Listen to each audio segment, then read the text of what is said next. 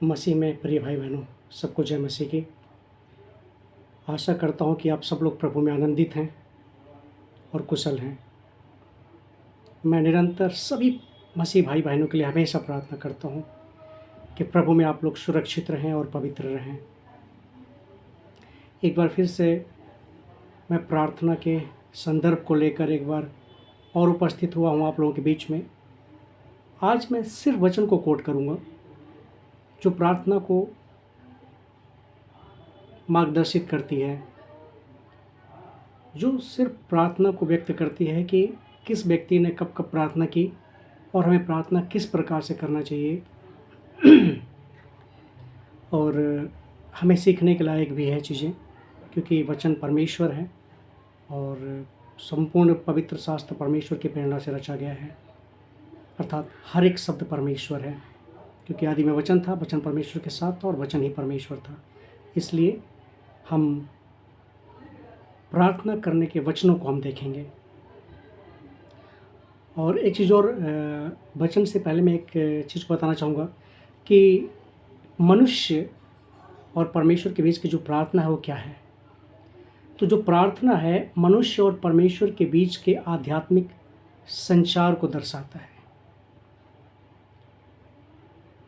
आध्यात्मिक संबंधों को दर्शाता है।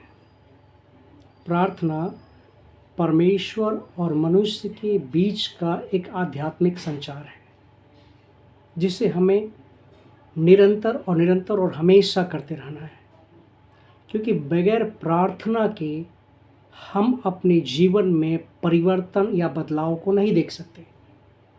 पहली बात, जितना जल्दी हो सके हमें इस बात को समझ लेना चाहिए कि बिना प्रार्थना के हम परमेश्वर से कुछ भी प्राप्त नहीं कर सकते। इसलिए परमेश्वर के पास जाकर हमें प्रार्थना करना हमारे जीवन का एक महत्वपूर्ण भाग है। मैं कुछ वचन को पढ़ना चाहूँगा, जिस वचन में लिखा हुआ है पहला थिस्सलुनीकियों 5 का 17 और 18 में वचन कहता है कि निरंतर प्रार्थना में लगे रहो, हर बात में धन्यवाद करो, क्योंकि तुम्हारे लिए मसीह यीशु में परमेश्वर की यही इच्छा है। परमेश्वर की क्या इच्छा है? कि हम निरंतर प्रार्थना में लगे रहें और निरंतर प्रार्थना में लगे रहें। पहला थिस्सलुनीकियों 5 का 17 और 18 में लिखा है। और साथ ही मैं एक फिलिपियों की पत्री पढ़ना चाहूँगा। फिलिपियों 4 के 6 और 7 में भी लिखा है कि किसी भी बात की चिंता मत करो, परंतु हर एक बात में तुम्हारे निवेदन, प्रार्थना और विनती के द्वारा धन्यवाद के साथ परमेश्वर के सन्मुख उपस्थित किए जाएं। किसी बात की चिंता मत करो, लेकिन हम मनुष्य के स्वभाव में होने के कारण वचन को जानते हुए भी हम चिंता करते हैं, क्योंकि मनुष्य का स्वभाव है। जबकि वचन कहता है कि तुम चिंता करके अपनी आयु में एक घड़ी भी नहीं बढ़ा सकते हो और ना अपने बाल को सफ़ेद से काला कर सकते हो, ना काला सफ़ेद कर सकते हो। लेकिन स्वाभाविक है कि हम मनुष्य होने के कारण हम डर जाते हैं, भयभीत हो जाते हैं, चिंतित हो जाते हैं। लेकिन वचन कहता है कि किसी भी बात की चिंता मत करो, यानी कि तसल्लीपूर्ण वचन है परमेश्वर का। और एक और वचन है कुलिस्सियों 4 का 2, प्रार्थना में लगे रहो और धन्यवाद के साथ उसमें जागृत रहो। प्रार्थना में लगे रहो, पहले हमने पढ़ा निरंतर प्रार्थना में लगे रहो। दूसरा हमने पढ़ा किसी भी बात की चिंता मत करो, परंतु हर बात में हमारा निवेदन और प्रार्थना और विनती परमेश्वर के सामने उपस्थित की जाए। तीसरा, परमेश्वर प्रार्थना में लगे रहो और धन्यवाद के साथ उसमें जागृत रहो। हम एक वचन को और पढ़ेंगे, यिर्मयाह 29 उसके 12 पद में।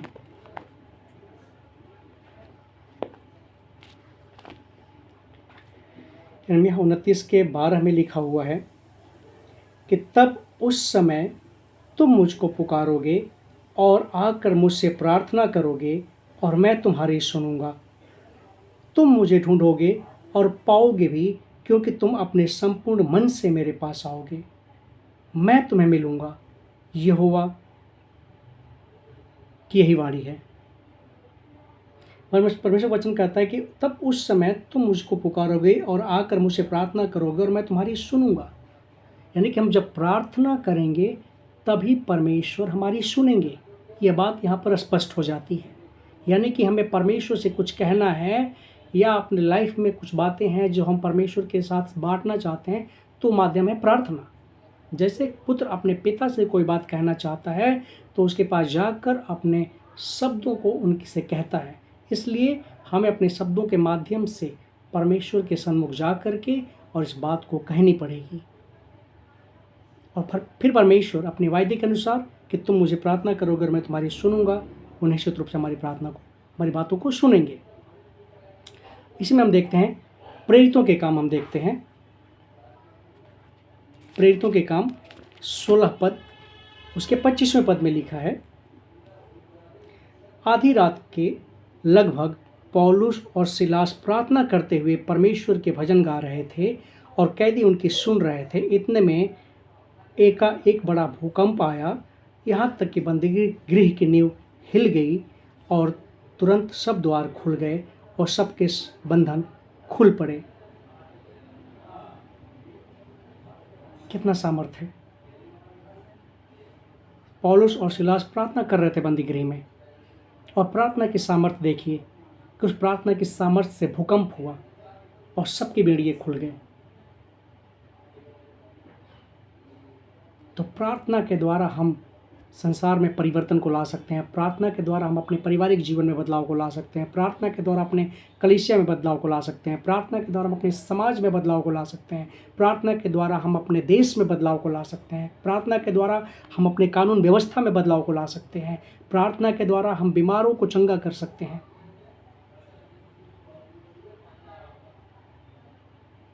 हमें ध्यान रखना चाहिए कि परमेश्वर का वचन हमसे क्या कहना चाहता है। हम एक और वचन को पढ़ेंगे, भजन संहिता 18:6। भजन संहिता 18:6 हमने पढ़ लिया है।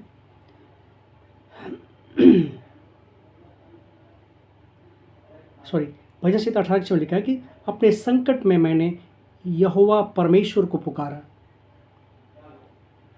मैंने अपने परमेश्वर की दुहाई दी और उसने अपने मंदिर में से मेरी बातें सुनी और मेरी दुहाई उसके पास पहुंचकर उसके कानों में पड़ी।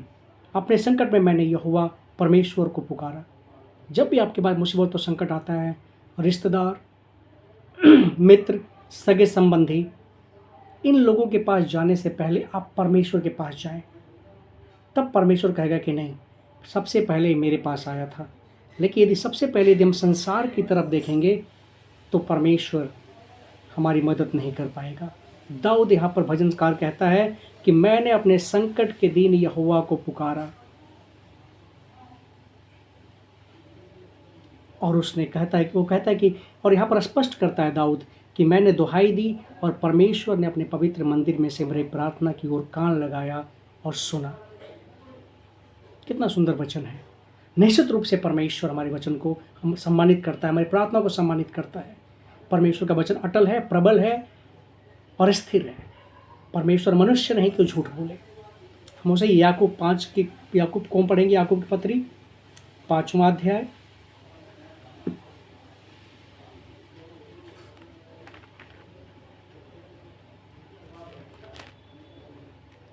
उसके 16वें पद को हम पढ़ेंगे।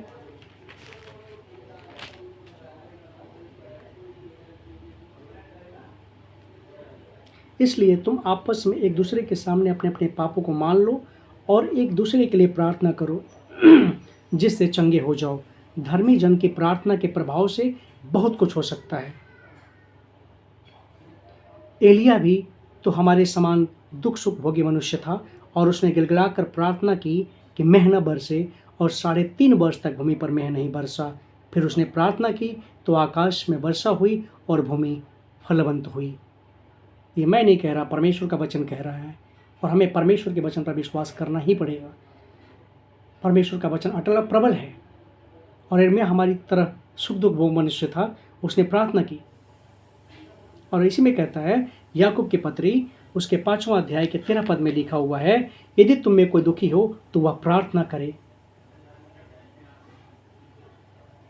ताकि हमारा शोक आनंद में बदल जाए। कितनी आशाएं हमें दी गई हैं परमेश्वर की ओर से, कितनी उम्मीदें हमें दी गई हैं परमेश्वर की ओर से, लेकिन हम उसका आनंद नहीं उठा पा रहे हैं, हम उसका लाभ नहीं उठा पा रहे हैं। हम प्रार्थना से कतराते हैं, भागते हैं, जैसा लगता है कि प्रार्थना हमारे जीवन के लिए कितना बड़ा बोझ है। फैमिलिटी छोड़ो, जब हमने घर में प्रार्थना नहीं किया तो बाइक में चलते चलते हम प्रार्थना कर लेंगे, हम बस में बैठे बैठे प्रार्थना कर लेंगे, ऑफिस में कुर्सी पर बैठे बैठे हम प्रार्थना कर लेंगे। नहीं, वचन कहता है कि जब तुम प्रार्थना करो तो अपने कोठरी में जा और द्वार बंद कर, अपने पिता से जो गुप्त में है प्रार्थना कर। हमारा संबंध परमेश्वर के साथ व्यक्तिगत होना बहुत ज़रूरी है, जहाँ पर मैं और मेरा परमेश्वर हो, ताकि हम सब बातों को एक मित्र की तरह उससे खुल कर कह सकें। जीवन की हर कठिनाई, हर परिस्थितियों को हम उसके साथ शेयर कर सकें, क्योंकि संपूर्ण बाइबल में कहीं भी यह बात प्रमाणित नहीं है कि परमेश्वर ने मनुष्य को छोड़ करके किसी को भी अपने हाथों से बनाया हो। संपूर्ण बाइबल में परमेश्वर का वचन कहता है कि परमेश्वर ने मनुष्य को अपने हाथों से बनाया और उसके नथनों में जीवन का श्वास फूंका। कितना प्रेम करता है परमेश्वर हमसे। हम एक वचन को और देखेंगे, पहला पतरस 4 अध्याय 7वां पद।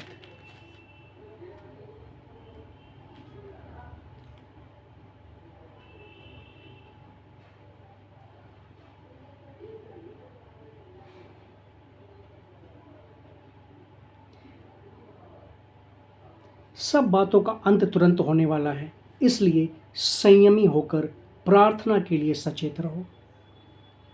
वचन कहता है कि हम अंत के दिनों में हैं, सब बातें बहुत जल्द, बहुत ही तीव्र गति से समाप्त होने वाली हैं, इसलिए हमें प्रार्थना करना जरूरी है। जिस रात यीशु मसीह को पकड़वाया गया, उस रात यीशु मसीह ने अपने चेलों से कहा तुम प्रार्थना करते रहो, और वो प्रार्थना बोल करके वो चला गया परमेश्वर से प्रार्थना करने के लिए। हे पिता, हो सके कटोरा मुझ पर टल जाए, लेकिन मेरी नहीं तेरी इच्छा पूरी हो। और जब वापस आया आपने तो उन चेलों को सोते हुए पाया और उनसे कहा क्या तुम एक घड़ी भी ना जाग सके? और कहता है कि सोते रहो और मेरा पकड़वाने वाला आ गया है। कितना दयालु था वो परमेश्वर। यीशु मसीह हमसे कितना प्रेम करता है। परमेश्वर ने जगत से ऐसा प्रेम किया कि उसने अपना इकलौता पुत्र दे दिया कि जो कोई इस पर विश्वास करे वह नाश ना हो। कितना हमारी चिंता करता है कि हम पाप में पड़े होने के बावजूद भी वो हमें पाप में रहने नहीं दिया। हमसे कितना प्रेम किया। एक बार उसके चेहरे को आप कल्पना करें, एक बार उसके पीठ के कोड़े की कल्पना करें, एक बार उसके चेहरे से बहते हुए लहू की कल्पना करें, उसके जख्मों की कल्पना करें। अपने एक मन में, एक विचार में एक फिगर को बनाया कि यार यीशु आपके लिए कैसे कोड़े खा रहा है। परमेश्वर कितना तकलीफ सहा हमारे लिए। वह परमेश्वर सर्वशक्तिमान होने के बावजूद भी अपने आप को शून्य कर दिया, दीन और नम्र किया उसने हमारे लिए। कितना बेहद प्रेम करता है, कितना अनोखा प्रेम किया उसने हमसे। हम पढ़ेंगे मत्ती के इंजिल, उसका 21वां पद।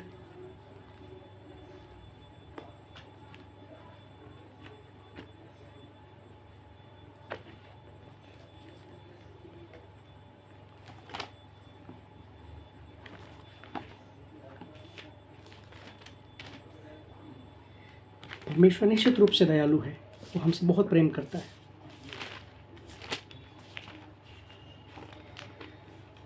मत्ती 21 के 22 में लिखा हुआ है, और जो कुछ तुम प्रार्थना में विश्वास से मांगोगे वह सब तुमको मिलेगा। एक चीज़ और, जब भी हम प्रार्थना करते हैं तो प्रार्थना हमारे विश्वास की प्रार्थना होनी चाहिए कि हमने जो कुछ प्रार्थना किया है परमेश्वर ने हमारी प्रार्थना को सुन लिया है, हाँ और आमीन के साथ। वचन कहता है कि जब तुम प्रार्थना करते हो तो यह प्रतीति कर लो कि जो कुछ तुमने प्रार्थना में मांगा है वह तुम्हें मिल गया है और वह तुम्हारे लिए हो जाएगा। तो मैंने पिछले वीडियो में भी मैंने आपको बताया था कि हम जब प्रार्थना करें तो हम परमेश्वर के वचन को स्मरण दिला करके प्रार्थना करें सॉरी, तब परमेश्वर अपने वचन के द्वारा हमें आशीषित करेगा। हम पढ़ेंगे यूहन्ना की पत्री 14:13।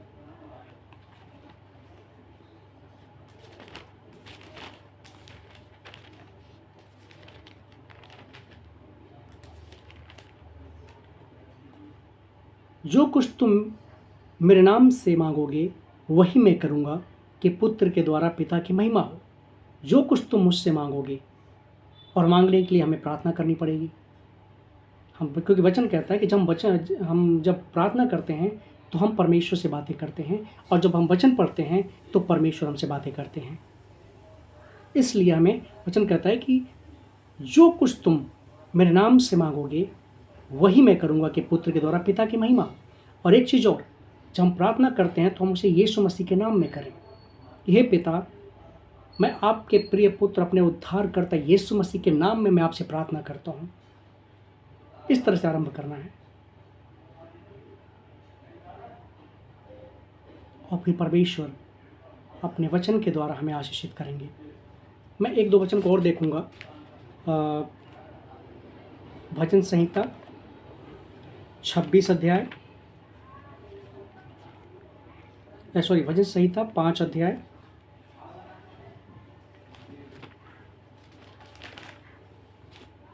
उसके तीसरे पद को हम देखते हैं। हे यहोवा, भोर को मेरी वाणी तुझे सुनाई देगी, मैं भोर को प्रार्थना करके तेरी बाट जोहूँगा। सुबह की प्रार्थना, यीशु मसीह हमेशा सुबह प्रार्थना किया करते थे। पाँव फटने से पहले, पाँव फटते ही यीशु मसीह प्रार्थना करना आरंभ कर देते थे। और दाऊद यहाँ पर कहता है कि मैं भोर को, क्योंकि वो प्रातः काल का जो बेला होता है बहुत ही सुंदर और सुखदायी और आनंदित होता है। उसमें परमेश्वर, पहले दिन की आरंभ परमेश्वर की उपस्थिति में बैठ करके हमें करनी चाहिए, क्योंकि वचन कहता है कि प्रति भोर उसकी करुणा नई हो जाती है। वचन कहता है कि हमारे अधर्म के कामों के अनुसार हमें बदला नहीं देता। जैसे आकाश पृथ्वी के ऊपर ऊंचा है, वैसे ही उसकी करुणा उसके डरों के ऊपर प्रबल है। हमारे पाप चाहे किसी भी रंग के हों, किसी भी तरह के हों, जब हम सुबह के समय जा करके उसके चरणों में बैठकर पश्चाताप करते हैं, और भोर के समय हम परमेश्वर के चेहरे को निहारने की अपेक्षा करते हैं, मनसा करते हैं, तब परमेश्वर सुबह की प्रार्थना हमारे जीवन को आसान बनाती है, आशीषित बनाती है, और सारे श्राप को परमेश्वर हटा देता है। समझने की बात है। इसलिए हमें निरंतर प्रार्थना में बने रहना है। हम एक और वचन को देखेंगे, बहुत ही इंपॉर्टेंट वचन है। मत्ती की इंजिल 26वां अध्याय उसका 41 पद, जागते रहो और प्रार्थना करते रहो कि तुम परीक्षा में ना पड़ो। आत्मा तो तैयार है परंतु शरीर दुर्बल है।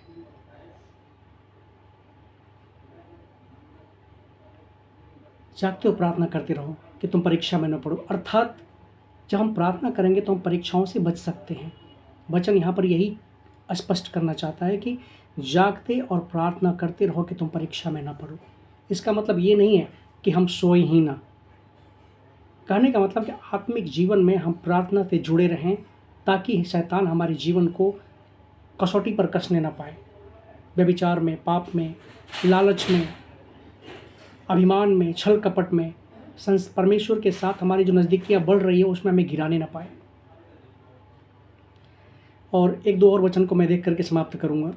इफिसियों की पत्री 6 अध्याय उसका 18वां पद, इफिसियों 6 उसका 18। हर समय और हर प्रकार से आत्मा में प्रार्थना और विनती करते रहो, और इसीलिए जागते रहो कि सब पवित्र लोगों के लिए लगातार विनती किया करो। सबके लिए, सब मसीह भाइयों के लिए, सब कलीसिया के लिए, संपूर्ण विश्व की कलीसिया के लिए, संपूर्ण विश्व के भाइयों बहनों के लिए मिलजुल कर आदर के साथ सद्भावना में, प्रेम में, सबकी उन्नति के लिए, सबकी आत्मिक उन्नति के लिए प्रार्थना करते रहना है, ताकि संसार में परमेश्वर उन्हें सुरक्षित रखे, बुराई से बचाते हुए।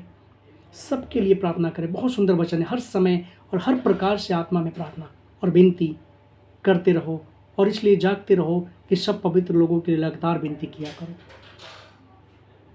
हमारी प्रार्थना बदलाव को ला सकती है, क्योंकि चेले भी थे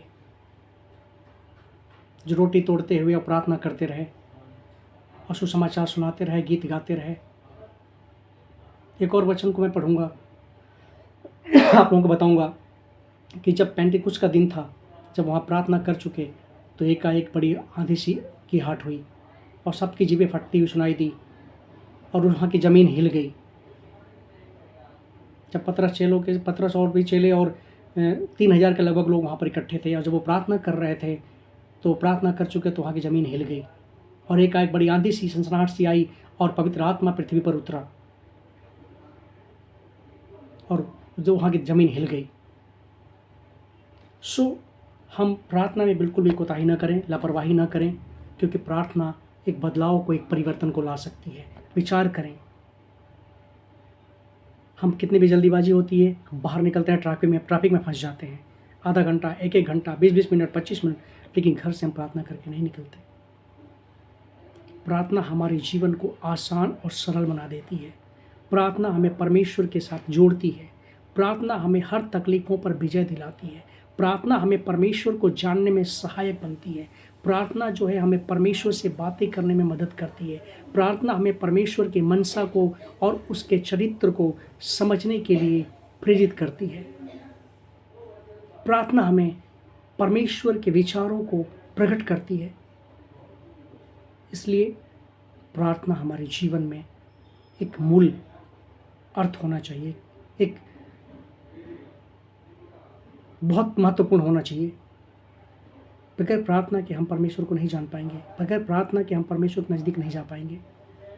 मैं उम्मीद करता हूँ, आशा करता हूँ कि आप लोगों को ये वचन प्रेरणा देंगे कि हम परमेश्वर में सब मिल कर के आगे बढ़ें और परमेश्वर के नाम को ऊंचे पे उठाएं। जिस प्रकार से एक पिता अपने बच्चों को पालता है, पढ़ाता है, अच्छा स्वास्थ्य के लिए चिंता करता है कि मेरा बेटा पढ़ लिख करके हमारा नाम ऊंचा करेगा, तो हम भी परमेश्वर में आगे बढ़ें, परमेश्वर के नाम को ऊंचे पे उठाएं, परमेश्वर को सम्मानित, समाज में सम्मान मिले कि ये एक मसीही व्यक्ति है। हम अपने चाल चलन में और अपने प्रतिदिन के जीवन में हम परमेश्वर के चरित्र को अपने जीवन में लेकर के आएँ।